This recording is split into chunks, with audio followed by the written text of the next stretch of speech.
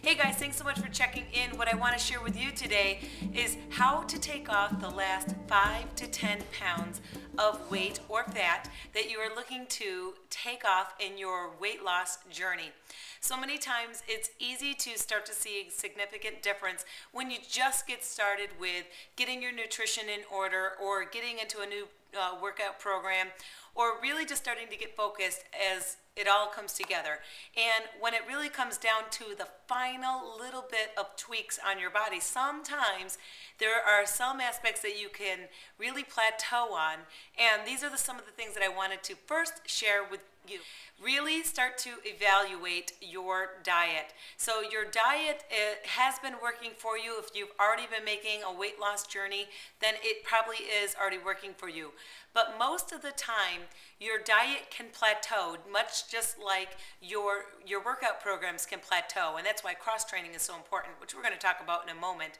But your diet can plateau as well. One of the tips that I'm going to offer in this diet section is, number one, is to make sure that you vary your caloric intake. And I usually use the rule of 3, that for every 3 days that your calorie intake has pretty much stayed consistent, the 4th day you really want to change and have a little bit of an increase of your calories. What that's going to do is constantly keep your body guessing that it's not always going to stay at the same amount of calories, and you're constantly shocking it with either dipping down or coming up in your caloric needs. Now, the second tip for your nutrition that you really have to evaluate is to focus on really trying to maybe increase the small amount of meals that you are eating per day.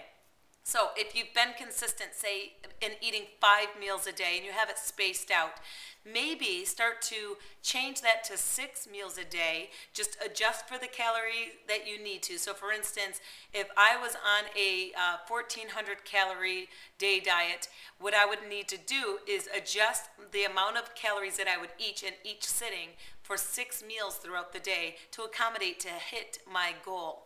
So that would be the second tip for your nutrition that I would suggest you do.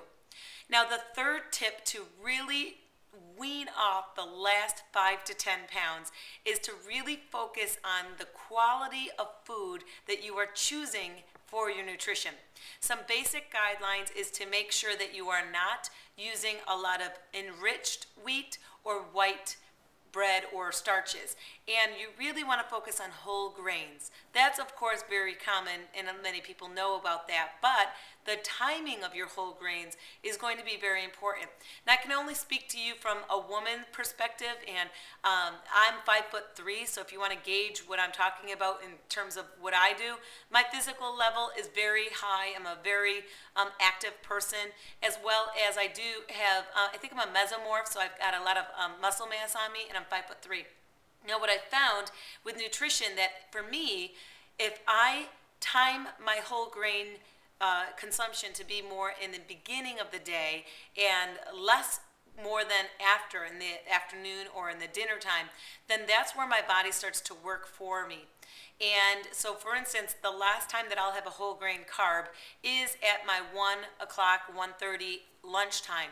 And I don't really like to call them breakfast, lunch, or dinner and snacks. I like to call them meals, just meal 1, meal 2, meal 3, because that's really, in essence, the way it is supposed to be scheduled out, and then you start to focus that way. So nutritional tips, that's my third tip, is to make sure that your whole grain carbs are earlier in the day, and that you use more fibrous carbs like vegetables in the afternoon as well as into the evening. Here's another tip for your nutrition to round it out, is to focus on making sure that you do have carbs, proteins, and fats at every mealtime and sitting. So for instance, if you do have a mid-morning meal, say a snack, if you're calling it a snack, and all you do is have an apple, that's not a good meal because it's just fibrous carbs. You do need to always include fat as well as protein, which is going to process the carb better within your body. So for instance, what would be a better substitution? Maybe, for instance, if you had celery and a tablespoon of peanut butter, all of that, protein, fats, and the fibrous carbs is going to be good. If you are going to have an apple, many people sometimes will have the apple with, say, cottage cheese or a yogurt, a non-fat yogurt. So think about where you can match up some protein and carbs especially, and every so often that fat added in your day. Now let's take a look at your training. Now if you're trying to get the last 5 to 10 pounds off, I will tell you this exactly. You probably have been doing a lot of, cardio and weightlifting and flexibility training, but this is one of the areas that I would suggest as far as really trying to shed the last 5 to 10 pounds off is to really focus on these two specific areas in your workouts. First, weight training. So weight training obviously probably has been in your workout program, but really focus now on trying to maximize the amount of weight that you can lift in the amount of reps that will hit, maybe say 10 to 12 reps. You do want to hit failure.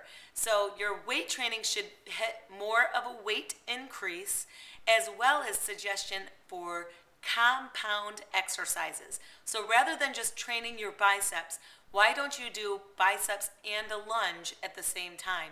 And that's going to work more of your body as well as your core at the same time. So increase your weights, really go heavier than you think. And the second thing that's really going to impact your workouts is by doing interval training. Not just regular old interval training, but really high intensity interval training. You may have seen it called HIIT, H-I-I-T. If you can incorporate a lot more HIIT type training into your workouts, that's going to get you better results.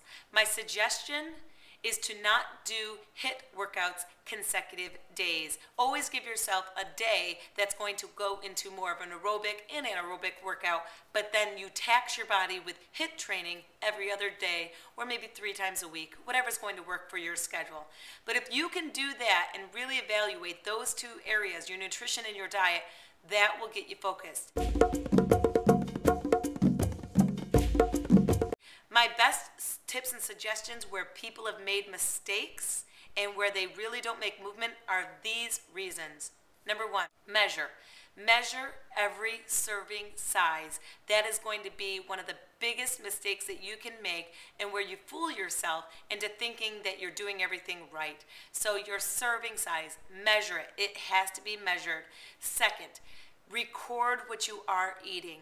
And that little quick grab of the tater tot off your kid's plate adds up. It really does add up, and it really does change the way your body is processing food. So careful that you're not just grabbing anything nonsense, as well as measuring. Those are going to be the big keys. The third thing I would also pay attention to is your water intake. A general rule of thumb is to make sure that you're getting enough ounces for the amount of your body weight, but if you are very physical in your exercise, you do want to increase that as well. So those are my best tips to get the last 5 to 10 pounds off.